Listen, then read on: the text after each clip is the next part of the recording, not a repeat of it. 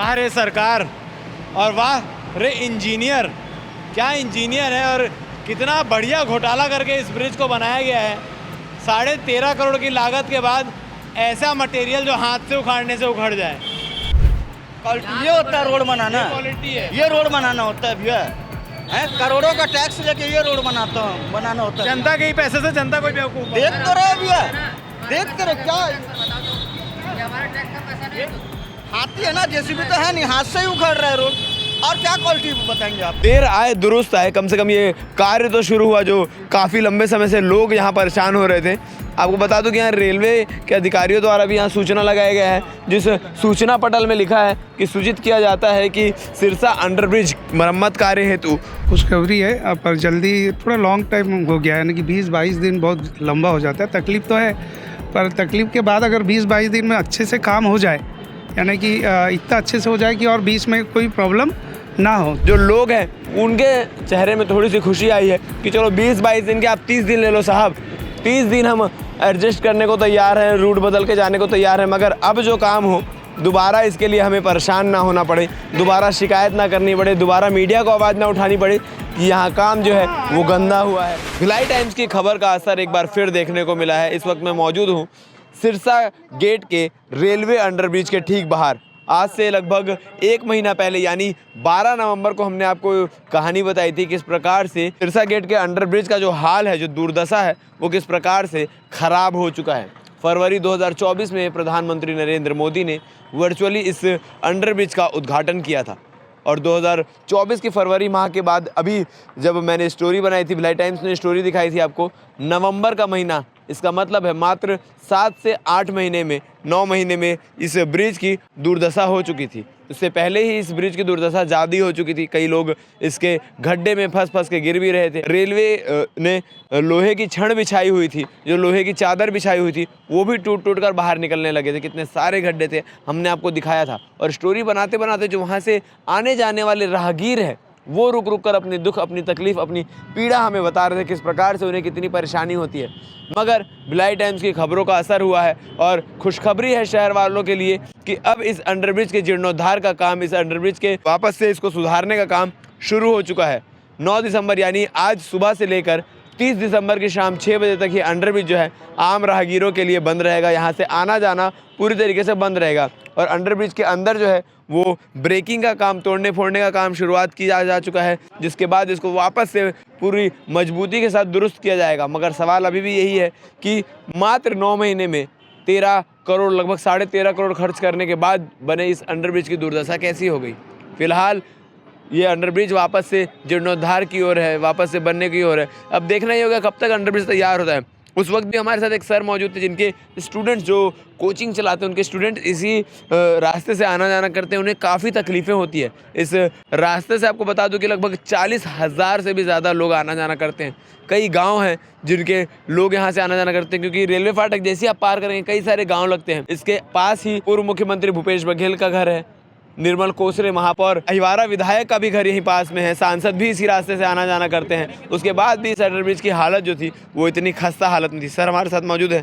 Sir, 1 महीना पहले आपसे मुलाकात हुई थी, जी। इसी अंडरब्रिज के पास मुलाकात हुई थी और इसकी दुर्दशा के बारे में हमने चर्चा की थी, कितनी खराब, कितनी जर्जर हालत में थी। जी। अब जीर्णोद्धार का काम शुरू हो चुका है। तो खुशखबरी है, पर जल्दी थोड़ा लॉन्ग टाइम हो गया है, यानी कि 20-22 दिन बहुत लंबा हो जाता है। तकलीफ तो है, पर तकलीफ के बाद अगर 20-22 दिन में अच्छे से काम हो जाए, यानी कि इतना अच्छे से हो जाए कि और बीच में कोई प्रॉब्लम ना हो, तो अच्छी कम 2 साल तो चले। हाँ, 2 साल 3 साल तो चले, ऐसा होना चाहिए। फिर अगर करने के बाद फिर 6 महीने के बाद या एक बारिश में फिर से वैसी हालत हो जाएगा तो दिक्कत है, क्योंकि 20-22 दिन लगा रहे हैं तो काम भी मजबूती से होना चाहिए। 20-22 दिन जो 40,000 जनता, जो रोज़ 40,000 जनता सफ़र करती है, वो अपना रास्ता बदल के चरोदा जी केबिन, एच केबिन से जाएगी।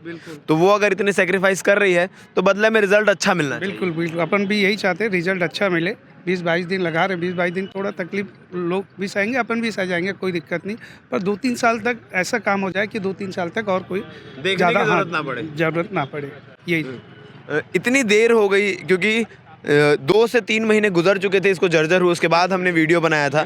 तो इतनी देर हालतों को, वीडियो बनने से पहले क्या रेलवे के अधिकारियों की आंखें नहीं खुली थी? तो अब क्या मालूम खुली थी कि नहीं, क्योंकि अभी 3 दिन पहले एक आदमी का एक्सीडेंट में एक्सपायर भी हो गया था। 3 दिन पहले 3 दिन पहले हुई है। तो शायद और जल्दी कर दिए रहते तो ये नौबत भी नहीं आती, कम से कम एक जान बचा सकते थे। बिल्कुल बिल्कुल। आज सवेरे वही सोच रहा था कि यही काम 3-4 दिन पहले से हो जाता तो एक जान बच जाते। उसके छोटे छोटे बच्चे ये हो गए, उनको तकलीफ नहीं होता। तो वही थोड़ा सा लंबा कर दिया है, थोड़ा और जल्दी काम चालू करना था पर लेट कर दिया। पर आप क्योंकि टीचर भी हैं, स्टूडेंट्स आपके साथ आते हैं, तो पहले तकलीफ़ें सुनाते होंगे कि सर बहुत तकलीफ होती है यहाँ से। अब जब बंद हुआ है तो उनके चेहरे में क्या मुस्कान आई है कि अब तो है, मुस्कान है, पर थोड़ा सा तकलीफ है। आज ही बता रहे सर 22 दिन अपने को घूम के आना पड़ेगा, थोड़ा लेट हो जाएगा टाइमिंग।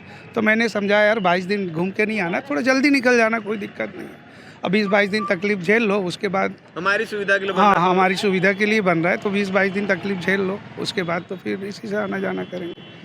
एग्जाम्स का भी दौर शुरू हो चुके हैं, जिनको सेंटर्स मिल रहे हैं उनको भी काफ़ी तकलीफ हो रही है। जी, पार्थवी कॉलेज में रेलवे का एग्ज़ाम तो चल ही रहा था शायद अभी। मैंने देखा अभी, और भी बीच में संडे को भी एग्ज़ाम है, और अभी कंटिन्यू कुछ दिन से एग्ज़ाम चल रहे हैं। तो यहाँ के लोकल लोगों को तो मालूम है रूट कि अब भाई ये बंद हो गया तो अपन जी के बिन तरफ से या दे बोलोदर तरफ से चले जाएंगे।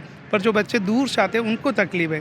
तो उन लोगों के लिए यहाँ तो बोर्ड तो लगा दिए कि रास्ता बंद है, पर वैकल्पिक रास्ते के लिए कोई बोर्ड वगैरह नहीं लगाए। तो उनके लिए बिल्कुल वहाँ पर एक पार्थवी कॉलेज द्वारा एक मार्ग बनाया गया, हम उसको भी आपको दिखाते हैं किस प्रकार से मार्ग बनाए गए हैं। देर आए दुरुस्त आए, कम से कम ये कार्य तो शुरू हुआ जो काफ़ी लंबे समय से लोग यहाँ परेशान हो रहे थे।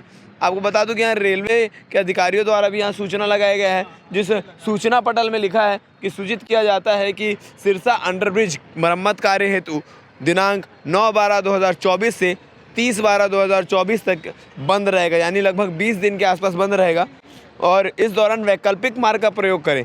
और क्योंकि पार्थवी कॉलेज में तमाम एग्ज़ाम्स के जितने भी सरकारी एग्ज़ाम्स हो या जो भी अन्य एग्ज़ाम्स हो उसके सेंटर्स दिए जाते हैं, तो उसके लिए पार्थवी कॉलेज वालों ने भी एक रूट मैप बनाया है, जिसमें साफ तौर पर दिखाया है कि जो बंद लाल मार्ग दिख रहा है ये वो अंडरब्रिज का रास्ता है जो बंद रहेगा, जहाँ चरोदा वाला ये रास्ता है।